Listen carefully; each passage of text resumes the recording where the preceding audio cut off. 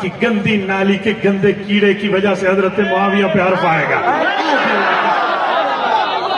حیثیت ہے اس کی، نہ عقل نہ شکل نہ علم نہ فہم نہ سمجھ نہ بوجھ، تو کچھ بھی نہیں ہے. ایسے خواہ سے آپ انجینئر کی بات کرتے ہیں. انجینئر کی شکل کسی نے بھی کھا دے نا تو بچے اونجے میں ڈر جاویں. بھائی وہ کہتے ہیں معاویہ کے نام کا معنی بتا دو. انجینئر کو کہو تم ماں دا دودھ پیتے ہیں نا، میرے نال اکھاں چار کر کے مینوں مانا 10.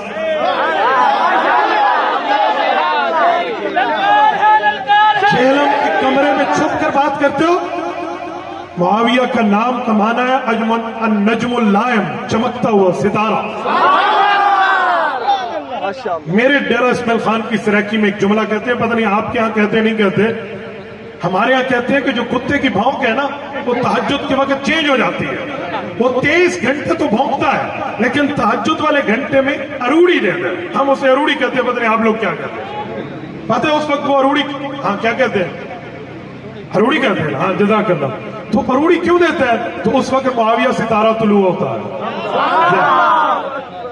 ایسی بات ہے فلاں ہے فلاں ہے، ایسا کچھ بھی نہیں ہے. امیر شام تیرے نام کی جاہ و منزلت کی قسم، تیرے نام کا ڈنکا بجا کے چھوڑیں گے. تیرے نام سے جو جلتے ہیں ملحد و زندیق، ان کو اللہ کے عذاب سے ڈرا کے چھوڑیں گے. حضرت علی ابراہیم وعلی آل ابراہیم انک حمید مجید. اللهم بارك على محمد وعلى آل محمد كما باركت على إبراهيم وعلى آل إبراهيم إنك حميد مجيد. ماشاءاللہ حضرت قاری صاحب کی میں نے تلاوت آج زندگی میں پہلی بار سنی ہے. بہت اچھی بہت پیاری تلاوت فرمائی ہے. اللہ ان کی آواز میں برکات عطا فرمائے. ان کی تلاوت ہو رہی تھی اور مجمع کھڑے ہو کر نعرے لگا رہے تھے. میں حیران ہوں، اسٹیج سے بھی انہیں کوئی نہیں روک رہا اور مجمع کو بھی سمجھ نہیں. کیا آپ اور ہم نے قرآن کریم نہیں پڑھا؟ وَإِذَا قُرِئَ الْقُرْآنُ فَاسْتَمِعُوا لَهُ وَأَنصِتُوا لَعَلَّكُمْ تُرْحَمُونَ، کہ جب قرآن پڑھا جائے تو غور سے سنو اور زبان کو چپ رکھو تاکہ تمہارے اوپر اللہ کی رحمت نازل ہو. زیادہ سے زیادہ آپ نے سبحان اللہ کہنا ہے، بس ہو گیا. لیکن مجمع میں ہل چل تلاوت قرآن کے دوران شرعی مسئلے کے مطابق ہی ٹھیک نہیں ہے. میں وہاں سے داخل ہوا، میں لڑکے کے منہ کو بند کر دیا. میں نے کہا نعرہ نہیں لگانا، شرم کرو. اللہ کے قرآن کی تلاوت ہو رہی ہے، رب کریم کے کلام کو پڑھا جا رہا ہے اور اس دوران آپ کسی کی آمد کا نعرہ لگائیں جی آ گیا آ گیا. یہ کوئی بات ہے؟ یہ بالکل ناجائز ہے. میں شرعی مسئلے کے طور پہ آپ کو بتا رہا ہوں. اگر میں نہ بتاؤں تو پھر تو ہم گونگے شیطان ہیں. علماء بیٹھے ان سے پوچھ لیں، اگر مسئلہ ایسا نہیں ہے تو میں رجوع کر لیتا ہوں. اللہ کا قرآن کہتا ہے وَإِذَا قُرِئَ الْقُرْآنُ، جب قرآن پڑھا جائے فَاسْتَمِعُوا لَهُ، فَاسْمَعُوا نہیں فرمایا، فَاسْتَمِعُوا فرمایا. باب استفعال کے الف سین تا، یہ توجہ اور طلب کے معنی میں. فَاسْتَمِعُوا لَهُ، غور سے سنو.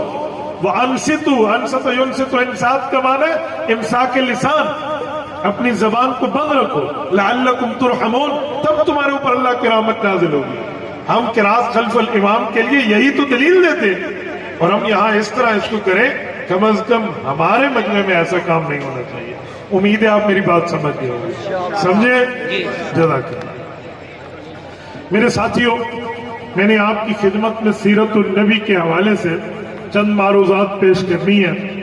میں نے وقت تو 12 تاریخ کا دیا تھا لیکن اب 13 تاریخ میں وقت داخل ہو چکا ہے. میں ایک لمبے سفر سے آپ کی خدمت میں موجود ہوں. میرے ساتھیوں، اللہ تعالیٰ نے ہمیں وہ نبی عطا فرمایا ہے جو خاتم الانبیاء ہے.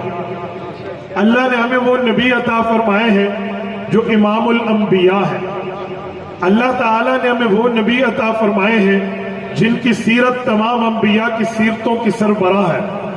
دیکھیے، آپ اور ہم سیرت کا جلسہ کرتے ہیں لیکن میں سیرت کے معنی اور مطلب آپ کی خدمت میں پیش کرنے لگا ہوں. سیرت کا مطلب ہے کردار، سیرت کا مطلب ہے حالات، سیرت کا مطلب ہے اس کا معاملہ. قرآن کریم نے اس لفظ کو استعمال کیا ہے سنعیدها سیرتها الاولی میں. اللہ نے لفظ سیرت کو استعمال کیا. اس کا معنی کیفیت اور حالت ہے. یہ بات ذہن میں رکھنا کہ کسی کی حالت، کسی کے حالات، کسی کی سیرت اس وقت شروع ہوتی ہے جب وہ ماں کے پیٹ سے نکل کے دنیا میں پہنچا ہے، پھر اس کی سیرت کی ابتدا ہے، پھر اس کی سیرت کی سٹارٹنگ ہے، پھر اس کی سیرت کا چلنا ہے۔ کیا مطلب؟ ابھی ایک بندہ دنیا میں آیا ہی نہیں ہے، اس کی سیرت شروع ہوگی کیسے؟ ابھی وہ دنیا میں پہنچا ہی نہیں ہے، اس کے حالات بتاؤ گے کیسے؟ ابھی کوئی دنیا میں آیا ہی نہیں ہے، ہم اس کا تعارف کرائیں گے کیسے؟ میں مثال کے طور پہ سمجھانے لگا ہوں، اگر کسی کا بیٹا پیدا نہیں ہے تو کیسے پتا چلے گا اس کا نام کیا ہے؟ کیسے پتا چلے گا اس کی شکل کیا ہے؟ کیسے پتا چلے گا اس کا مقام کیا ہے؟ کیسے پتا چلے گا اس کا مرتبہ، درجہ، حیثیت اور ویلیو کیا ہے؟ ہاں یہ تمام چیزیں معلوم کرنے کے لیے پہلے ولادت ضروری ہے، پہلے پیدائش ضروری ہے، پہلے آمد ضروری ہے، پہلے آنا ضروری ہے۔ جب یہ سب کچھ ہوگا تب جا کر اس کی سیرت کو سیرت کہہ پائیں گے، اس کی حالت بیان کر پائیں گے، اس کے معاملات بتا پائیں گے۔ لیکن جب یہ نہیں ہوگا تو یہ کچھ بیان نہیں ہو سکتا۔ جھنگ کے غیوروں، یہ کام تو ہر بندے کا ہے، عام بندے کا ہے، لیکن میرے پاک پیغمبر عام بندے نہیں ہیں، بندوں کے سردار ہیں، عام نبی نہیں ہے، انبیاء کے سردار ہیں، عام پیغمبر نہیں ہے، پیغمبروں کے سرتاج ہیں، عام رسول نہیں ہے، امام الرسل ہیں۔ میرے پاک پیغمبر کا معاملہ ایسا نہیں ہے، حضور دنیا میں آئے، دنیا پہچانے، دنیا میں آئے، دنیا جانے، دنیا میں آئے، دنیا کو تعارف ہو، دنیا میں آئے تو پیغمبر کا انٹروڈکشن ہو۔ جی نہیں، میرا پاک پیغمبر وہ ہے ابھی آئے نہیں تھے، ابھی پہنچے نہیں تھے، ابھی بعثت نہیں ہوئی تھی، آدم علیہ السلام نے اپنی آنکھوں سے حضور کا نام عرش پر پڑھا تھا۔ میرے پاک نبی کو عرش کے اوپر بطور تعارف لکھا گیا تھا کہ اس دھرتی کے پہلے انسان نے اس کو پڑھ لیا تھا۔ میں آپ کی خدمت میں ایک بات عرض کرنے لگا ہوں، ذرا توجہ رکھنا۔ رب کریم نے حضرت آدم علیہ السلام کو پیدا فرمایا اور حضرت آدم کی پسلی سے اماں حوا کو پیدا فرمایا۔ آپ اور ہم اماں حوا کو حضرت آدم کی بیٹی نہیں کہہ سکتے، حضرت آدم کی اولاد نہیں کہہ سکتے، کیونکہ اولاد کے لیے خاوند کی بیوی ہونا چاہیے اور پھر بیوی کے بطن سے پیدا ہو۔ حضرت اماں حوا کے لیے کوئی ماں نہیں ہے، اماں حوا اس لیے اولاد آدم نہیں ہے۔ حضرت آدم اس دھرتی کے پہلے انسان ہے، اماں حوا اس دھرتی کی دوسری انسان ہے۔ حضرت اماں حوا کو رب نے پیدا فرمایا، پیدا فرما کر انہیں جنت میں داخل فرمایا اور فرمایا تمہارے اوپر بین کوئی نہیں ہے، پابندی کوئی نہیں ہے، شرط کوئی نہیں ہے، تم نے یہاں رہنا ہے۔ وَكُلَا مِنْهَا رَغَدًا، جو مرضی آئے، جو چاہو تم نے کھانا پینا ہے، لیکن ایک درخت کے قریب نہیں جانا۔ اللہ کا قرآن کہتا ہے، سورت نمبر 20 سورت طٰہٰ کہتی ہے وَلَقَدْ عَهِدْنَا إِلَىٰ آدَمَ مِنْ قَبْلُ فَنَسِيَ، حضرت آدم سے وعدہ لیا گیا لیکن وہ بھول گئے۔ فَلَمْ نَجِدْ لَهُ عَزْمًا، ان کا ارادہ نہیں تھا، وہ اس درخت کے پاس جانے کا ارادہ نہیں رکھتے تھے لیکن بھول گئے، نسیان ہو گیا۔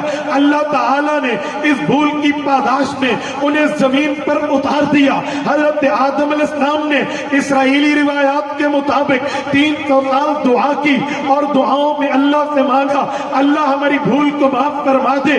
اللہ کے قرآن میں ایک دعا موجود ہے، حضور کے فرمان میں دوسری دعا موجود ہے۔ رب کا قرآن کہتا ہے حضرت آدم اور اماں حوا علیہم السلام نے یوں مانگا ربنا ظلمنا انفسنا وان لم تغفر لنا وترحمنا لنكونن من الخاسرین۔ مولا اگر آپ نے بھی ہماری بھول کو معاف نہ کیا ہم نقصان اٹھانے والوں میں سے ہوں گے۔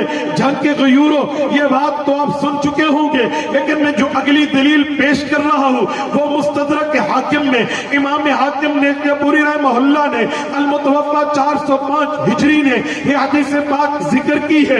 صحابی رسول ہیں، مدبر وقت خلیفہ ہے، امیر المؤمنین حضرت عمر رضی اللہ عنہ فرماتے ہیں ہم اللہ کے رسول کی خدمت میں بیٹھے تھے، نبی اقدس صلی اللہ علیہ وسلم نے فرمایا میرے صحابہ میں تمہیں اس دھرتی کے پہلے فرد حضرت آدم کی معافی قبول کرنے کا واقعہ سناؤ؟ یا رسول اللہ سنائیے، ضرور بتلائیے، ہمارے علم میں یہ بات روشناس کرائیے۔ حضور پاک نے فرمایا حضرت آدم علیہ السلام اللہ سے سے دعا مانگتے، جواب نہ آتا، لیکن دعا مانگتے مانگتے ایک دن دعا کے الفاظ بدلے، اس دعا میں آپ کے اور میرے پاک پیغمبر کا، حضرت رسول اللہ صلی اللہ علیہ وسلم کا، حضرت آدم نے یوں ذکر کیا جیسے حضور کا واسطہ دیا، رب کا جواب آیا، آدم علیہ السلام کی معافی قبول ہوئی۔ میری بات کا مطلب یہ ہے ہمارا پاک نبی تو وہ ہے جس نے آنے سے پہلے ایسا روشن کردار رکھا ہے کہ ابو الانبیاء کو معافی ملی۔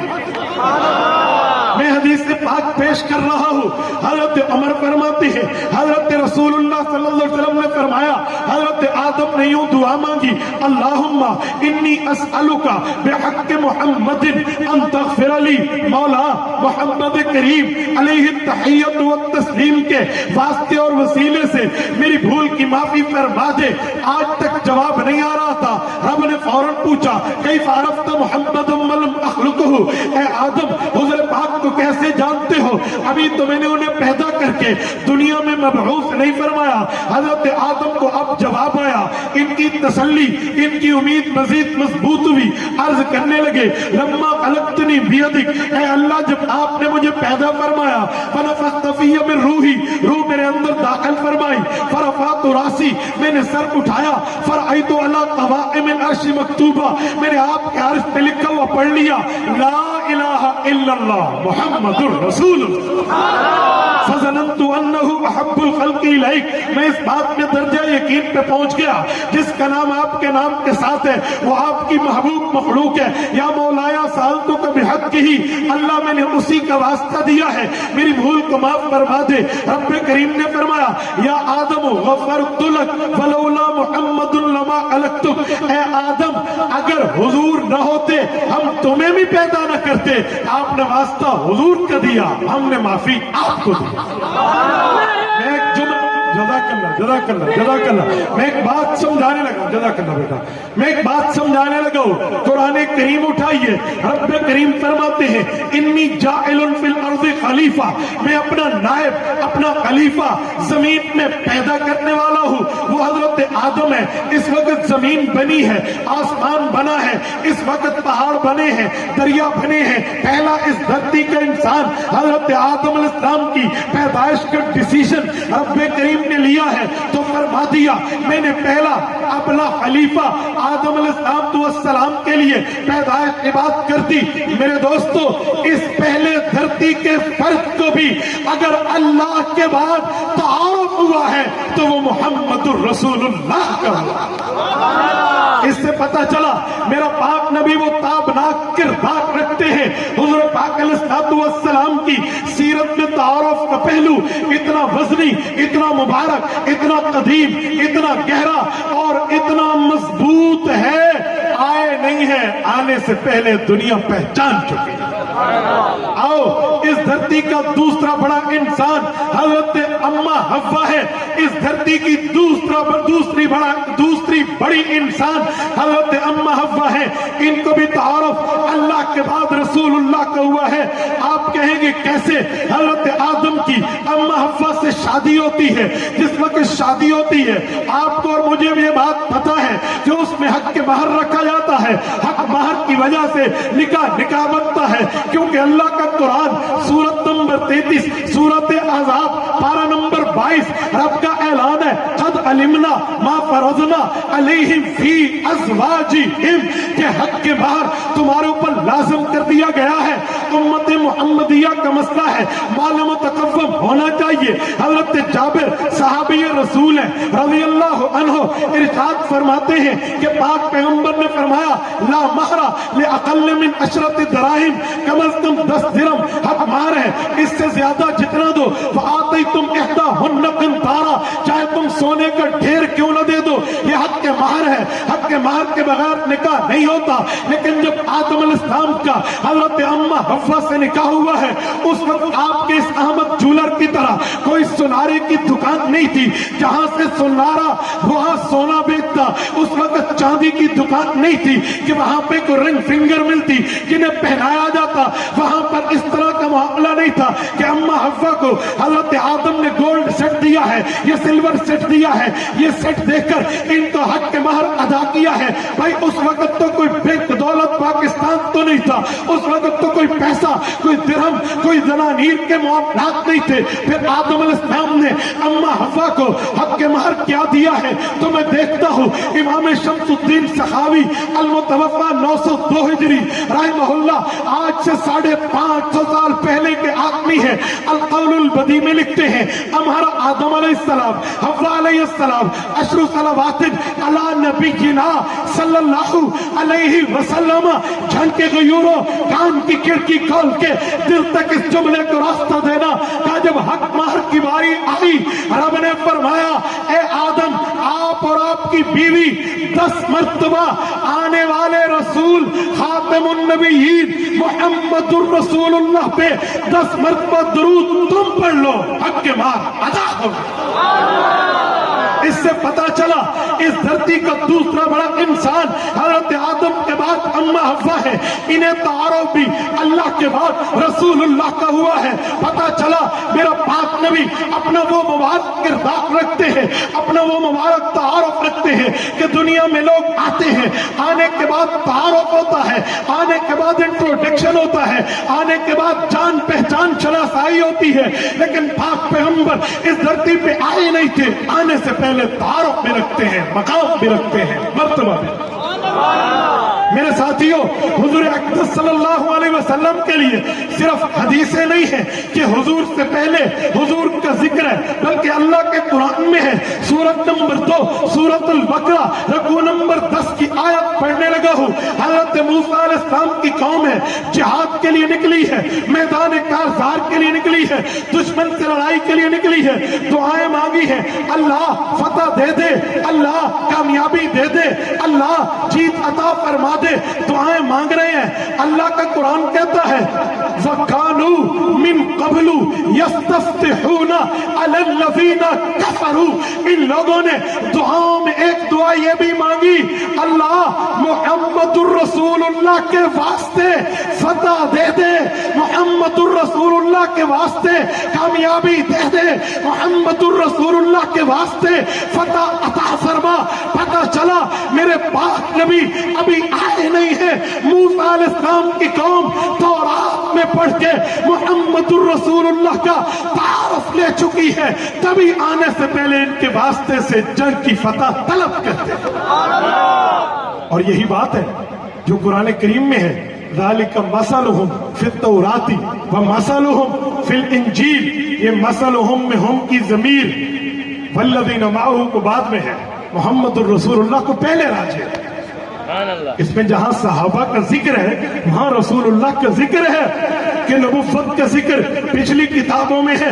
الحمدللہ میرے پاس قرآن کریم بھی ہے، تورات بھی ہے، زبور بھی ہے، انجیل بھی ہے، صحائف بھی اس میں موجود ہیں، اگرچہ وہ محرف ہے لیکن جو ان کی لکھی ہوئی ہے وہ میرے پاس ہے۔ میں اکثر پریسٹ جو عیسائی پادری ہیں یا جیوش ہیں انہیں دکھا کر یہ بات پوچھتا ہوں کہ اس میں فاق العلید کا لفظ ہے، یہ رسول اللہ کے لیے نہیں ہے، تو بتاؤ کس کے لیے ہے؟ کہ وہ 10,000 قدسیوں میں ظاہر ہوگا۔ یہ فتح مکہ کے موقع پہ 10,000 قدسی پیغمبر کے صحابہ تھے، ان میں ظاہر ہونے والے رسول اللہ تھے۔ تمہاری انجیل بتاتی ہے 1400 بندوں میں درخت کے نیچے وہ آئے گا، 1400 بندوں سے بیعت خون عثمان پر صلح حدیبیہ پہ محمد الرسول اللہ نے لی ہے۔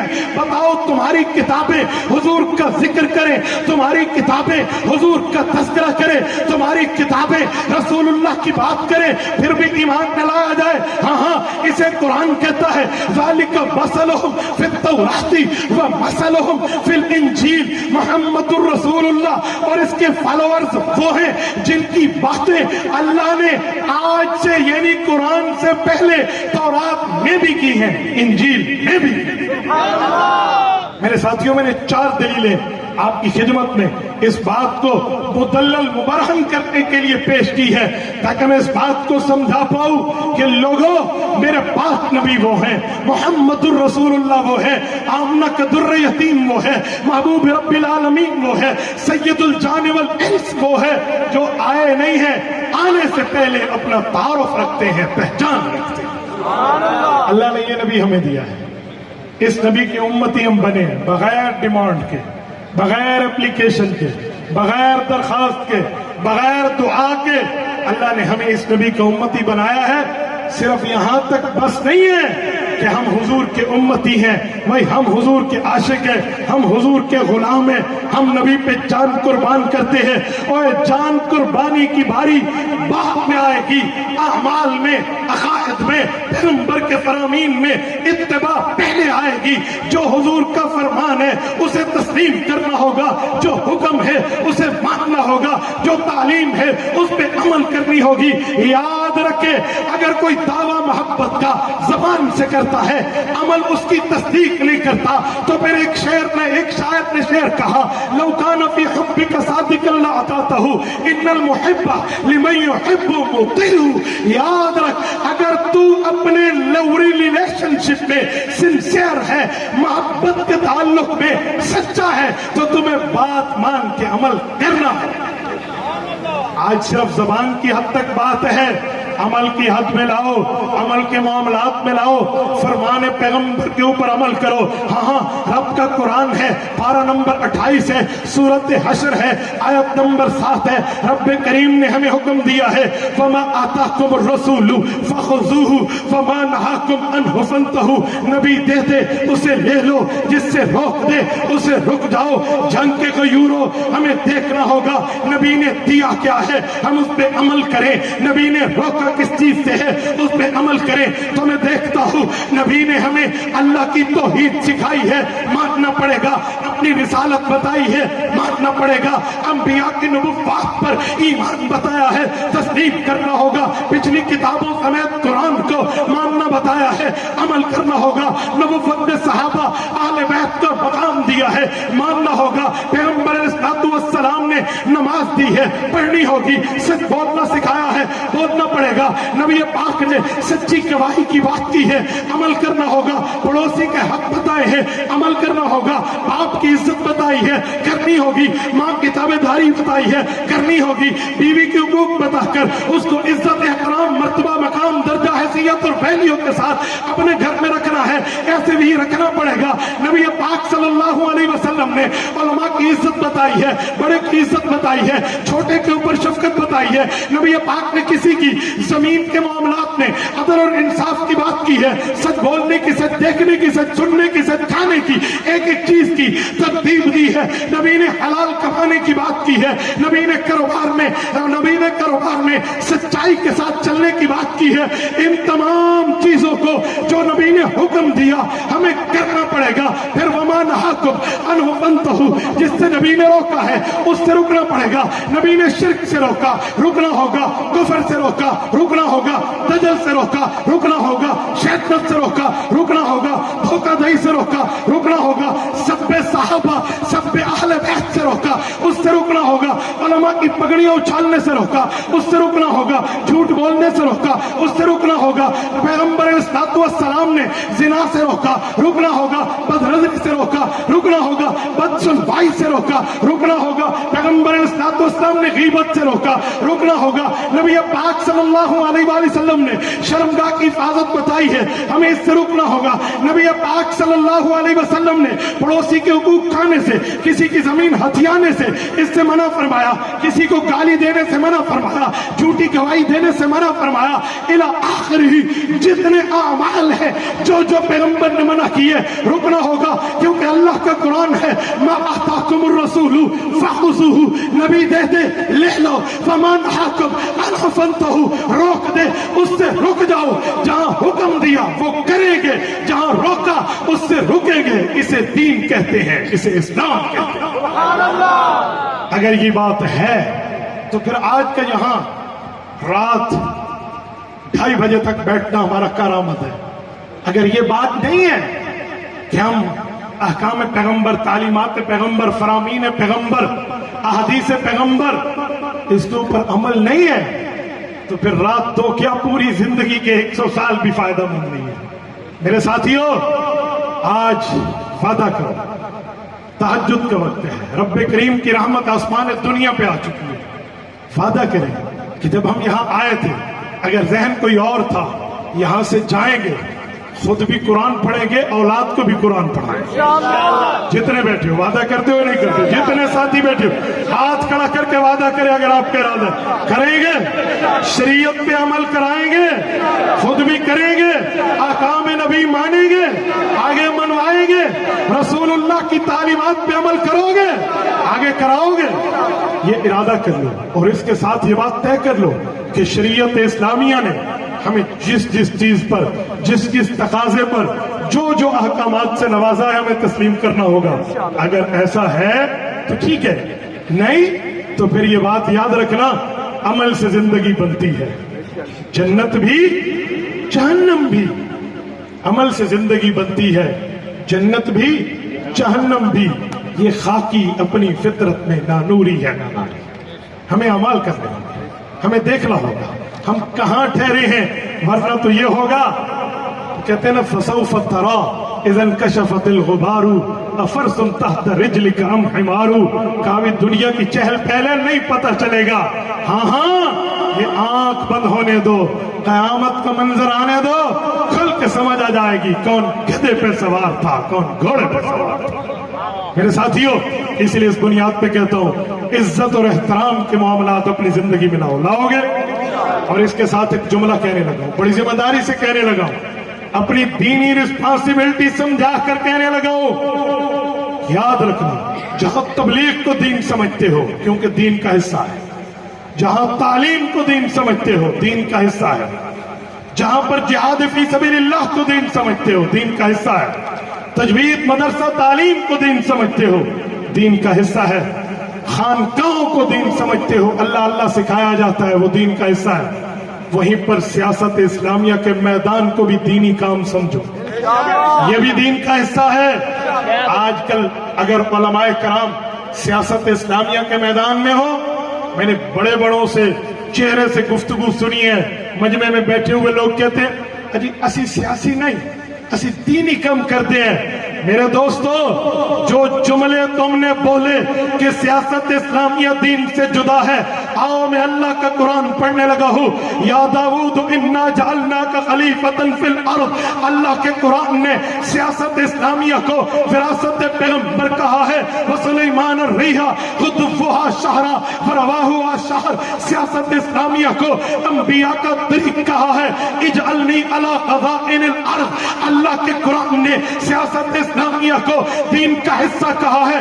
کھولیے صحیح بخاری جلد نمبر 1 کھولیے, کتاب الانبیاء کھولیے, باب حدثوا عن ذکر بنی اسرائیل ولا حرج کھولیے. صحابی رسول, مدبر وقت صحابی, محدث وقت صحابی, فقیہ وقت صحابی حضرت ابو ہریرہ عبد الرحمن بن صخر رضی اللہ عنہ فرماتے ہیں میرے پاک نبی نے فرمایا کانت بنو اسرائیل تسوسهم الانبیاء, انبیاء اپنے اسرائیل نبی بھی ہوتے, اسلامی سیاست دان بھی ہوتے.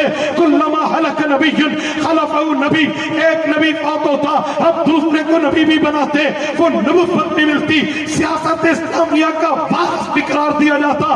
حضور نے فرمایا وَإِنَّهُ لَا نَبِيَّ بَعْدِي, میں آخری نبی ہوں, میرے بعد نیا نبی پیدا نہیں ہوگا. یہ کہہ کر چپ ہوئے. صحابہ نے یوں پیغمبر کے چہرے کا شربت دیدار پیا, آنکھوں میں پوچھا یا رسول اللہ آپ کے بعد نبوت ختم تو اسلامی سیاست بھی ختم؟ فرمایا نہیں, فَسَيَكُونُ بَعْدِي خُلَفَاءَ فَيَكْثُرُونَ, میرے بعد علماء آئیں گے اور سیاست اسلامیہ میں نبوت کی وراثت کو سنبھالیں گے. آج جب عالم اس میدان کو سنبھالتا ہے, وہ منبر پہ بات کرتا ہے, وہ مسجد پہ بات کرتا ہے, وہ محراب پہ اسٹیج پہ بات کرتا ہے, لوگ کہتے ہیں مولوی جی کی ہو گیا سیاست منبر پہ. میں ایک دفعہ جمعے میں گفتگو کر رہا تھا, پرانی بات, ایک ایس پی صاحب تازہ ریٹائر ہو کر تشریف لائے, جمعے میں موجود تھے. مجھے کہتے ہیں مفتی صاحب ممبر کو سیاست کے لیے استعمال نہیں کرو. میں نے کہا ایس پی صاحب اے کاش آپ کے دل میں دین کے درد کی طرح دین کا علم بھی ہوتا. سیاست اسلامیہ نبوت کی میراث ہے, انہوں مسیطے بیان کرنا ہے, سینما دے اندر نہیں. یاد رکھنا ریل پٹڑی پہ چلتی ہے، ریل موٹر وے پہ نہیں چلتی. اسلامی سیاست ممبر سے بیان ہوگی. آپ نے سننا ہے سنے، ورنہ دوسری مسجد میں جمعہ کی نماز کا ٹائم پورا آپ تشریف لے جائیں. علماء آپ کو یوں مضبوط ہونا ہو، یوں اپنے پاؤں آپ مضبوط رکھیں گے تب جا کر بات بنے گی. اس پر فیڈرالنگ پوزیشن نہیں ہے، اس پر کھل کے فرنٹ فٹ پہ آ کے کہنا ہے کہ سیاست اسلامیہ نبوت کی میراث ہے اور عالم نبی کا وارث ہے. یہ جہاں تبلیغ کرے گا، تعلیم رکھے گا، جہاد فی سبیل اللہ کے لیے ہوگا، مدرسے کے لیے ہوگا، خانقاہ کے لیے ہوگا، وہاں سیاست اسلامیہ کا نام بھی لے گا.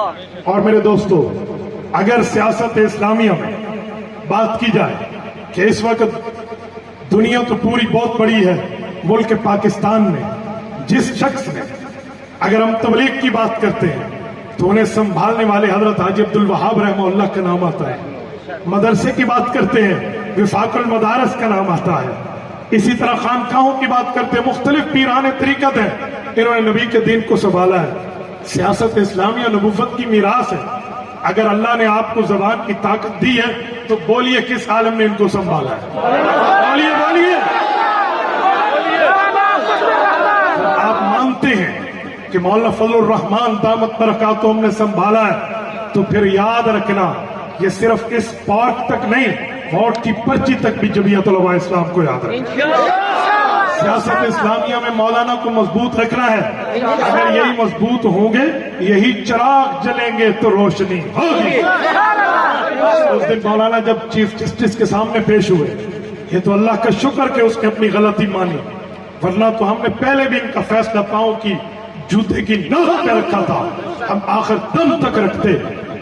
لیکن اس نے اپنی غلطی مانی، چلو شکر ہے اس کو کچھ اپنی کرسی کا ذمہ داری کا احساس ہوا.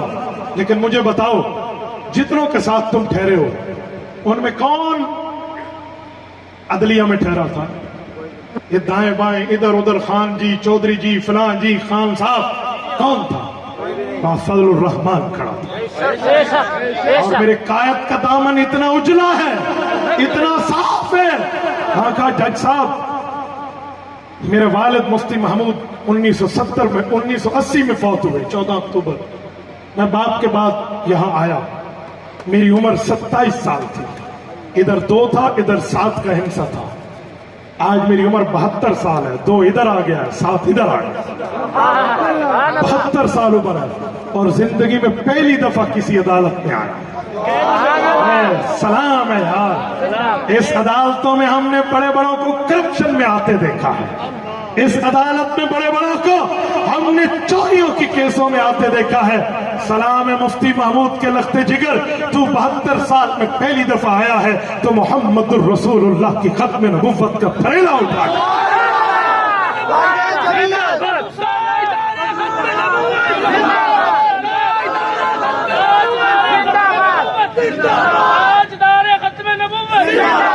محمود کا دوسرا نام. میرے دوستو، اور پھر اللہ نے لاج رکھی علماء کی، اور پھر وہ فیصلہ آپ کے سامنے آ چکا ہے.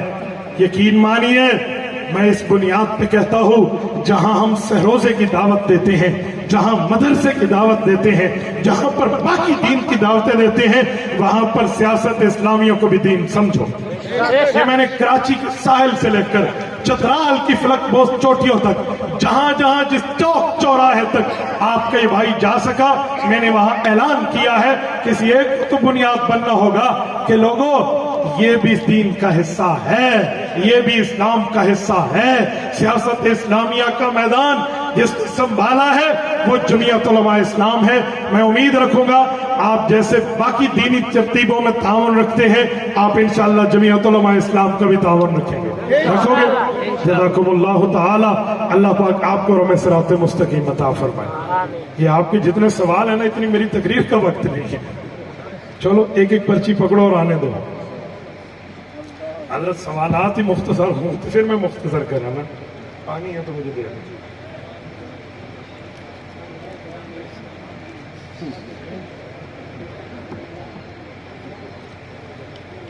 مفتی صاحب مدارس کی ترتیب پر پڑھاتے ہیں؟ جی ہاں، ہمارا مدرسہ ادارت النعمان، میرے ہاں وہاں پر تخصص کے علماء کرام تشریف لاتے ہیں. جو عالم بننے کے 1 سال بعد مفتی کا کورس کرتے ہیں وہ ہمارے یہاں تشریف لاتے ہیں. حضرت جی شیخ سے بیعت کے بارے میں کچھ بتا دیں. جی شیخ سے یہ کہتے ہیں بیعت کے بارے میں بیعت رکھنی چاہیے, اہل اللہ ہونا چاہیے, اس کا عقیدہ اور نظریہ اور عمل ٹھیک ہونا چاہیے, تو ضرور آپ ان کی بیعت کریں تاکہ آپ کی اصلاح ہو سکے. مفتی صاحب ڈیجیٹل تصویر کے بارے میں فرما دیں. میں تصویر کو حرام سمجھتا ہوں, لیکن ہم مجبوری میں ویڈیو چلوا دیتے ہیں بیانات کی کہ اہل باطل اس میدان میں ہے تو اہل حق کو بھی آنا چاہیے. باقی شوقیہ معاملات کی تصاویریں آپ نہ بنائیں تو بہتر ہے. مفتی صاحب قرآن ایک, رسول ایک, فقہ میں 4 مذاہب کیوں ہیں؟ اگر یہی سوال ہے تو کوئی پوچھ لے کہ قرآن ایک ہے تو قراتیں 7 کیوں ہیں؟ کتنی قراتیں ہیں؟ پھر آپ کہیں گے ایک قرآن اور 7 قراتیں کیوں ہیں؟ تو بھئی اگر ایک قرآن کی 7 قراتیں ہو سکتی ہیں تو ایک حدیث کی 4 شرحیں بھی ہو سکتی ہیں جسے فقہ کہتے ہیں. مفتی صاحب آپ مولانا فضل الرحمان کو قائد ملت اسلامیہ کہتے ہیں, جبکہ اس بات پر ملت اسلامیہ کا اجماع نہیں ہے. بیٹا اجماع اکثریت کی بات ہوتی ہے. اگر میں آپ کی خدمت میں اجماع ابھی پیش کر دوں تو میں 3 دلیلیں دیتا ہوں اس پر. پورے پاکستان کا کوئی شیخ الحدیث بتاؤ جو مولانا کے خلاف ہو اور اس سے بغض رکھتا ہو. شیخ الحدیث اسے کہتے ہیں جو آخری درجے میں پڑھا کے طالب علم کو عالم بنا دیتا ہے. ایک کا نام کراچی سے لے کر چترال لے سکتے ہو. دوسری دلیل لیجئے, کسی ایک مفتی کا نام ہے جو مفتی ہو, جس کا فتویٰ امت مانتی ہو, مفت کا مفتی نہ ہو, فتوے کا مفتی ہو, جو مفتی ہو, عالم بعمل ہو, اور وہ بندہ مولانا فضل الرحمان کے خلاف ہو. ایک بتا, آپ کے پاس ہے کوئی بندہ؟ آپ نہیں بتا سکتے. کوئی پیر طریقت ہو, خانقاہ کا شیخ ہو, اللہ اللہ کرا کر لوگوں کے دلوں کو پاک کرتا ہو, تصوف کا ماہر ہو, اور وہ مولانا کا مخالف ہو, انہیں گالیاں دیتا ہو, ہے؟ جب نہیں ہے تو پھر اجماع تو ثابت ہو گیا نا. اور اجماع کینوں کہنے ہیں؟ حضرت گنگوئی رحمۃ اللہ سے کسی نے پوچھا انبیاء کرام کے سما کے بارے میں کیا خیال ہے؟ انہوں نے فرمایا انبیاء کے سما میں کسی کو اختلاف نہیں, ہم اسے اجماعی متن سمجھتے ہیں. تو بھائیوں اسے اجماع کہتے ہیں اور کیا کہتے ہیں؟ مفتی صاحب طالب علم کے لیے مفید تفسیر کون سی ہے؟ اس کا استاذ جو اس کو ریکمینڈ کر دے وہی اس کے لیے مفید ہے. اب طالب علم میرا شاگرد ہوتا تو میں اس کی ذہنیت کے مطابق بتاتا. اب جو جس کا شاگرد ہے وہ اپنے استاذ سے پوچھے تو پتہ چل جائے گا. مفتی صاحب انگلش, عربی, اردو میں گفتگو فرمائی, کچھ پٹھانوں پر بھی رحم کر لو. تازہ منگا رو رہے جو کال برا تک ہو رہے. کہتے ہیں ہماری زبان میں آپ نے بات نہیں کی نا, تو اس میں بھی ہو گئی. مفتی صاحب تصوف اور سلوک کے علاوہ کسی اور طریقے سے تزکیہ ہو سکتا ہے؟ جی ہاں ہو سکتا ہے, کیوں نہیں ہو سکتا, لیکن اس کے لیے آپ کا مجاہدہ بھی اس ترتیب کا چاہیے. مفتی صاحب عرض ہے کہ آپ فرماتے ہیں مولانا پتہ نہیں کیا لکھا, مولانا فضل الرحمان مساجد کا محافظ ہے تو فلاں ہو گیا فلاں. بابا جی مساجد کا تو مولانا محافظ ہے انشاءاللہ, ایسا کوئی مسئلہ نہیں ہے. تو جب لال مسجد چلی گئی تو مولانا کہاں تھا؟ مولانا وہیں تھے. لال مسجد والوں نے مولانا کی بات نہیں مانی, معاملہ سامنے آیا, لیکن اس کے بعد بھی فضل الرحمان نے سینے سے لگایا. جامع حفصہ کی نئی جگہ اسی مرد کلندر نے لے کر دی. آپ نے مفتی ضرب علی خان کا کلپ نہیں سنا تھا رحمہ اللہ؟ انہوں نے ٹھونک بجا کے اس پہ بات کی تھی کہ حضرت نے اس پر بات کی ہے اور حضرت کی وجہ سے معاملات ملے ہیں. ایسا نہیں کرو یار, احسان فراموشی نہیں کرنی چاہیے. مفتی صاحب محمود غازی کے محاذات پڑھنا کیسے ہے؟ میں ان کو نہیں جانتا, جن کو جانتا ہوتا اس کے بارے میں. یہاں ہمارے دوست محقق الاسر حضرت مولانا ابو ایوب قادری صاحب موجود ہیں, اس طرح کے معاملات میں آپ کو انشاءاللہ بہتر رہنمائی کریں گے. میں بعض چیزیں حضرت سے خود بھی پوچھتا ہوں, تو اس طرح کے جڑے چھوٹے موٹے معاملات پہ نا سارے تو رمیاں مار کے صاف کر دیتے ہیں. مفتی صاحب قیام کی حالت پہ سینے پہ ہاتھ باندھنا کیسا ہے؟ کھڑے ہو کے آپ سینے پہ باندھے, کندھے پہ باندھے جائز ہے, لیکن نماز میں آپ ناف کے نیچے باندھیں. ابو داؤد شریف میں حضور پاک نے فرمایا, حضرت علی کی روایت ہے, ان من السنہ, یہ سنت ہے. ویسے کھڑے ہو کے آپ جہاں ہاتھ باندھیں, لیکن نماز میں ناف کے نیچے سنت ہے. مفتی صاحب آپ نے تخصص الافتاء کہاں کیا ہے؟ میں نے 3 تخصصات کیے ہیں اور تینوں میں افتاء کے اندر میں کچھ کتابیں ساتھ چلاتا رہا. میرا پہلا تخصص تو اپنے استاد محترم مولانا مفتی صالح شہید رحمۃ اللہ علیہ سے ہے, پھر اس کے بعد حضرت مولانا حیدری رحمۃ اللہ علیہ سے ہے, پھر اس کے بعد میرا سرگودا سے ہے. تو یہ 3 تخصصات ہیں. بعد اسلام عرض ہے فنا فی شیخ کا مقام کیسے حاصل ہوگا؟ حضرت جی پیر ذوالفقار احمد نقشبندی دامت برکاتہم کی خانقاہ موجود ہے، بیعت کریں اور حضرت شیخ سے جا کر وہاں آپ معلومات لے لیں. تسی تے جھانگی نہر تے بیٹھ کے پیاسے بیٹھے ہو، ٹھیک ہے، ادھر معلومات لے لیں آپ. انشاءاللہ ایک چلے کی اللہ اللہ کی ضرب لگائیں گے اور نقشبندی اور قادری علوم آپ میں ضرور آ جائیں گے. اور میں سٹیج تے بیٹھ کے تو کیویں دساں بھی اللہ اللہ دی ضرب کینوں کہتے ہیں. مفتی صاحب طالب علم سلوک اور سیاست میں کیا کرے؟ طالب علم دوران طالب علمی صرف کتابیں پڑھیں. میرا جلسہ ہو تو تب بھی جنگ میں آپ لوگ نہ ہو، ٹھیک ہے، اور جب پڑھ لیں پھر اس کے بعد آپ کو خود سمجھ آ جائے گی کہ دین کے کاموں میں آپ نے چلنا کیسے ہے. مفتی صاحب مونچھوں پہ اس طرح پھیرنا کیسا ہے؟ حضرت عمر تو بڑی مونچھیں رکھتے تھے، تھوڑا سا آپ نے مسٹیک کی ہے، مونچھوں پہ آپ اس طرح یا کینچی رکھیں تو اچھا ہے. حضرت عمر نے جو مونچھ رکھی ہے وہ شوارب نہیں تھے، واف الشوارب، حدیث میں شوارب کو کاٹیں وہ جو منہ میں آ جاتی ہے. حضرت عمر کی مونچھ کی جو سائڈ تھی وہ سائڈوں سے تھی، اس جیسا آپ رکھنا چاہیں تو ٹھیک ہے، لیکن یہ والی مونچھ نہیں ہے جو رکھو تو آپ بڑی جھانگلی مونچھ تو پھر میں نے آپ کو حضرت عمر دی سی، ایسے نہیں ہے، ٹھیک ہے نا. والدین کی اجازت سے قاری صاحب کا بچوں کو مارنا کیسا ہے؟ والدین مارنے کی اجازت دے دیتے ہیں کہ پڑھاؤ. یار والد کو مارنے کی اپنے اولاد کو اجازت دو وجہ سے ہے، کیا 10 سال کا ہو جائے اور نماز نہ پڑھے، یا تربیت کی وجہ سے ہے. ورنہ تعلیم قرآن پہ باپ کو مارنے کا حکم میں نے کہیں نہیں پڑھا. کم از کم میں اجازت نہیں دے سکتا نابالغ کے مار کی. آپ نے اجازت لینی ہے کسی اور مفتی سے لے لیں، میری گردن کو جہنم کا پل نہ بنوائیں. مفتی صاحب صحابہ کرام کے دشمنوں کے ساتھ بیٹھنا اٹھنا کھانا پینا کیسا ہے؟ صحابہ اور اہل بیت کے دشمنوں کے ساتھ اس طرح کے کھانے پینے کے معاملات کچھ بھی نہ کریں، کیونکہ آپ لوگ سفیرے نہیں ہیں. سفیرے کو پتا ہوتا ہے سانپ سے کام کیسے لیا جاتا ہے. کوئی ماہر اگر کرتا ہے تو میں اس پہ اعتراض نہیں کرتا، لیکن غیر ماہر کو ہر جگہ سانپ کے ساتھ نہیں بیٹھنا چاہیے، ٹھیک ہے.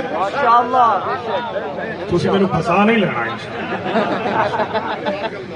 مفتی صاحب 7 ماہ یا سال کے لیے تبلیغ میں جائیں، بیوی بچوں کا کیا ہوگا؟ اللہ حق پورے کرے گا. کوئی حق تو پورے کر لیں، اللہ نہیں کر لے. اگر بیوی آپ کو اجازت دیتی ہے تو آپ ضرور سال پہ چلے جائیں، ورنہ بیوی کا حق ہے. انجینئر مرزا نے حضرت معاویہ کے بارے میں اس طرح لفظ بولا، لوگوں نے معاویہ نام رکھنا چھوڑ دیا. جھوٹ، کس نے کہا معاویہ نام رکھنا لوگوں نے چھوڑ دیا؟ میں نے تو اس دن بھی کتنے بچوں کے نام معاویہ رکھوائے ہیں. ایسی بات کرتے ہو یار؟ باقی گندی نالی کے گندے کیڑے کی وجہ سے حضرت معاویہ پہ حرف آئے گا.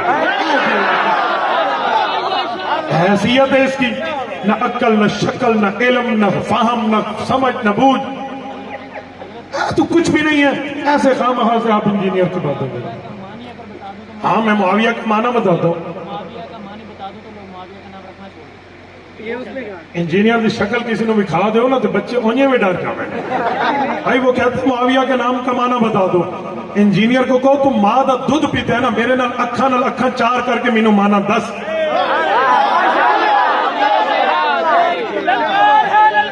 جہلم کے کمرے میں چھپ کر بات کرتے ہو. معاویہ کا نام کا معنی ہے النجم اللائم، چمکتا ہوا ستارہ. میرے ڈیرہ اسماعیل خان کی سریکی میں ایک جملہ کہتے ہیں، پتہ نہیں آپ کے ہاں کہتے نہیں کہتے، ہمارے ہاں کہتے ہیں کہ جو کتے کی بھونک ہے نا وہ تہجد کے وقت چینج ہو جاتی ہے. وہ 23 گھنٹے تو بھونکتا ہے لیکن تہجد والے گھنٹے میں اروڑی دیتا ہے. ہم اسے اروڑی کہتے ہیں، پتہ نہیں آپ لوگ کیا کہتے ہیں. پتہ ہے اس وقت وہ اروڑی، ہاں کیا کہتے ہیں؟ اروڑی کہتے ہیں. ہاں جزاک اللہ. تو اروڑی کیوں دیتا ہے؟ تو اس وقت معاویہ ستارہ طلوع ہوتا ہے. کوئی ایسی بات ہے فلاں ہے فلاں ہے، ایسا کچھ بھی نہیں ہے. امیر شام تیری نام کی جاہ و منزلت کی قسم، تیرے نام کا ڈنکا بجا کے چھوڑیں گے. تیرے نام سے جو جلتے ہیں ملحد و زندیق، ان کو اللہ کے عذاب سے ڈرا کے چھوڑیں گے.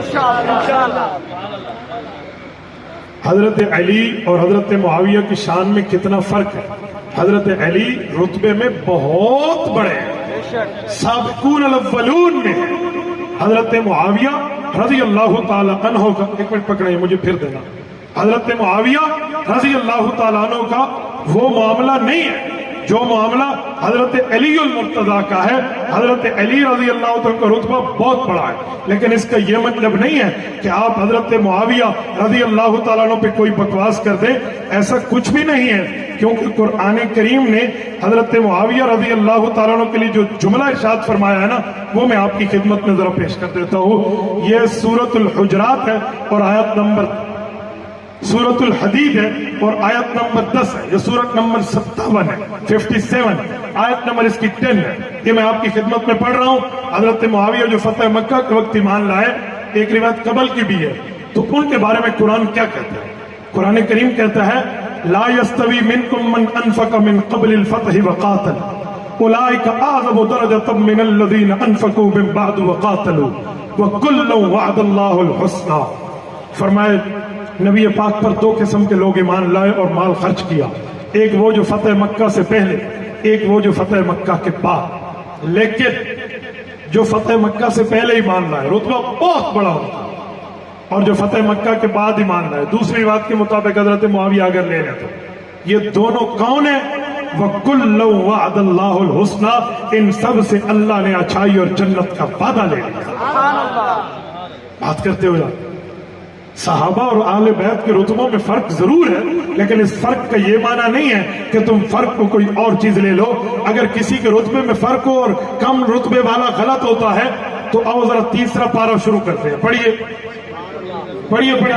تلك الرسل فضلنا بعضهم على بعض، کیا ترجمہ ہے؟ تلک الرسل فضلنا بعضهم على بعض کا کیا معنی؟ اللہ فرماتے ہیں رسولوں میں بعض کے رتبے بڑے، بعض کے چھوٹے ہیں۔ جن انبیاء کے رتبے بڑے ہیں اور جن کے چھوٹے ہیں، آپ چھوٹوں کو غلط کہنا شروع کر دیں گے تو غلط آنکھ تے تیرا رن چھوٹ پڑے نہیں ہے میرا پتر، ٹھیک ہے؟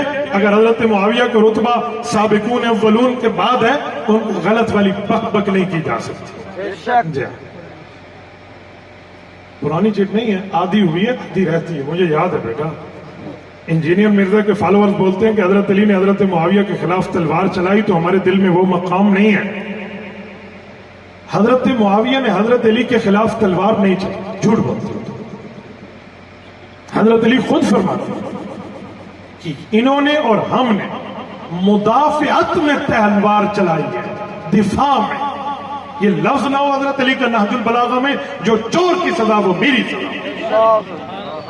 حضرت علی کہتے ہیں انہوں نے میرے اوپر تلوار نہیں چلائی، مدافعت میں چلائی ہے، انہوں نے بھی اور ہم نے بھی۔ تم مولا علی سے بڑے آ گئے ہو۔ نمبر 2، تمہارے دل میں بغض ہے، اس کا مطلب ہے تمہارا ایمان مضبوط ہے۔ نعوذ باللہ نعوذ باللہ نعوذ باللہ۔ نبی کا نواسا جس نے نبی کے کندھوں پہ بیٹھ کے سواری کی ہے، امام حسن کا تم سے بھی ایمان کمزور تھا؟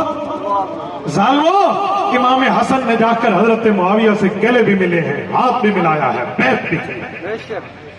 میں مرزے نو تو جا کے اپنا بخار نہ دے ماں، حضرت معاویہ کے پاس جا کے حضرت حسن نے حکومت دے دی۔ بات کرتے ہو ہمارے دل میں نفرت ہے، شکل دیکھو آپ۔ حضرت امام حسن امام حسین نے محبت رکھی ان سے، پیار رکھے ان سے امداد حصول فرمائی ہے، کتنا تعلق رکھا۔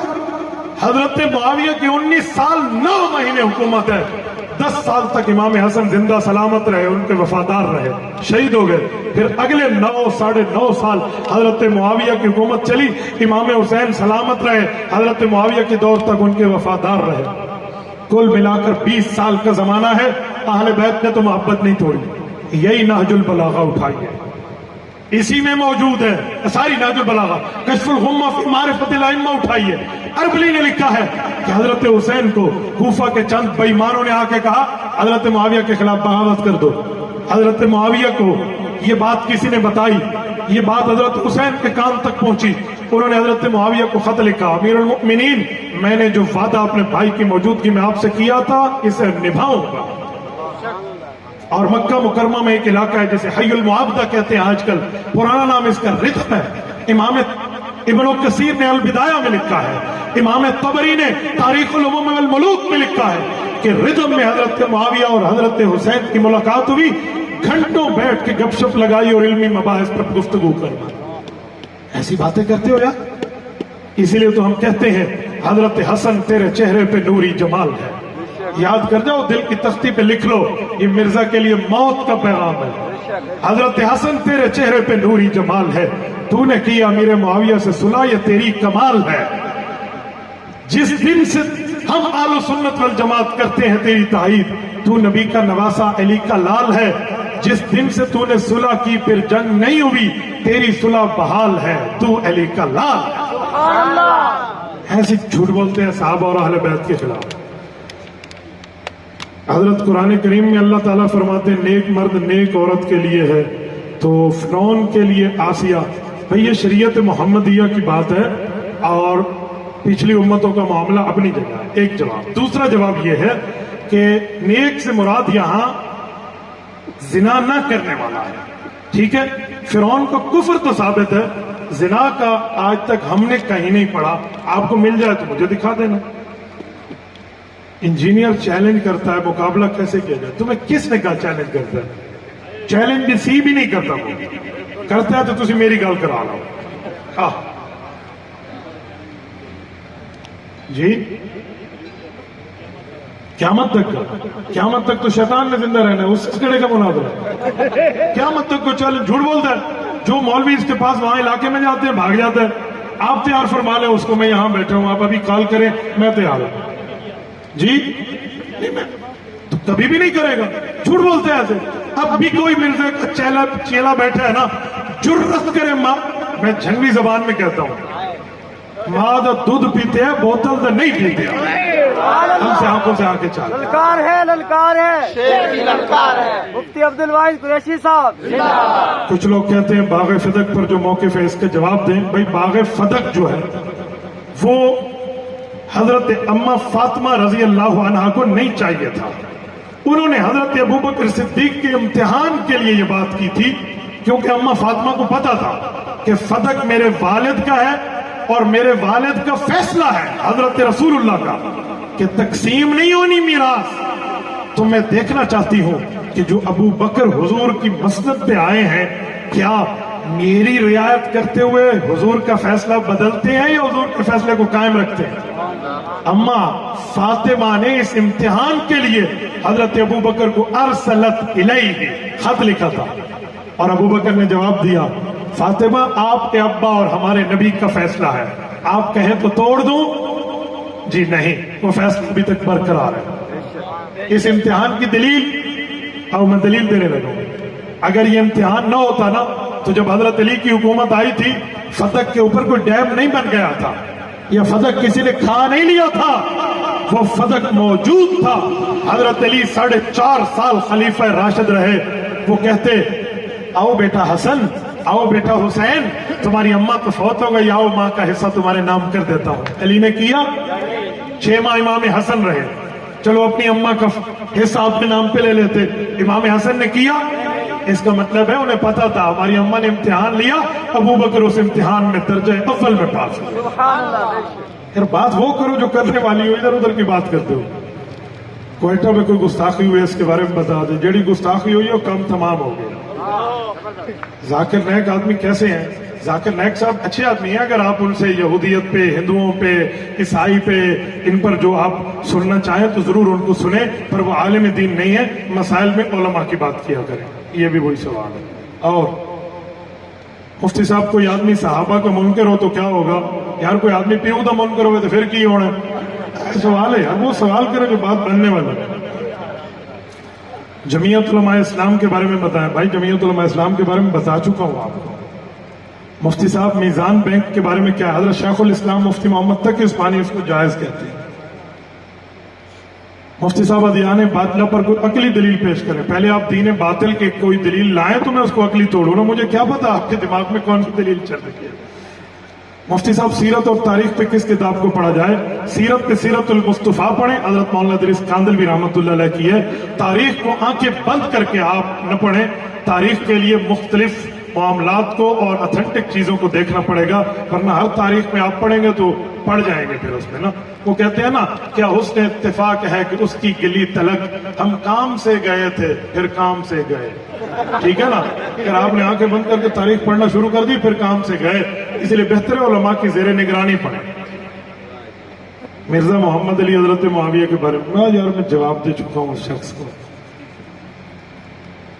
اس آیت سے استدلال کرتے ہیں کہ اللہ فقیر ہے اور ہم غنی ہیں. یہ قول سننا اور اس سے پکڑنا، آپ کے بارے میں اس کی رائے کیا ہے؟ کیا رائے ہے؟ اللہ جل شانہ کا قرآن ہے، اس قرآن کے اوپر کیا اعتراض ہو سکتا ہے؟ کوئی تفسیر آپ لکھتے تو میں جواب دیتا ہوں. مفتی صاحب حدیث ثقلین کے بارے میں کیا خیال ہے؟ ہم تو اس کو تسلیم کرتے ہیں، اس کا کوئی انکار نہیں ہے. آپ کے جنگ کے حضرت مولانا محمد نافع رحمۃ اللہ علیہ، آپ ان کی حدیث ثقلین کو پڑھ لیں نظر.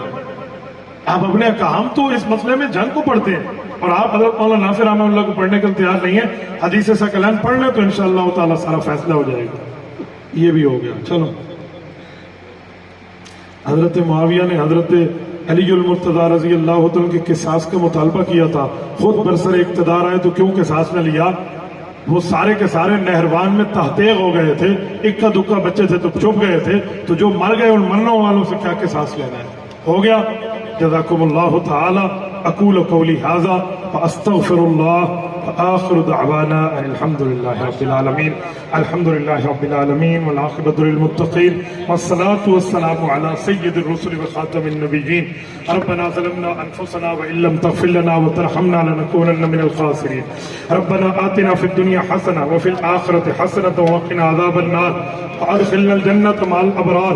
یا عزیز یا غفار یا ارحم الراحمین. الہی آتی نفس تقواها وزکها وانت خیر من زکاها انت ولیها ومولاها. اے میرے مولا، ہماری زندگیوں میں، سب کی زندگیوں میں برکات عطا فرما.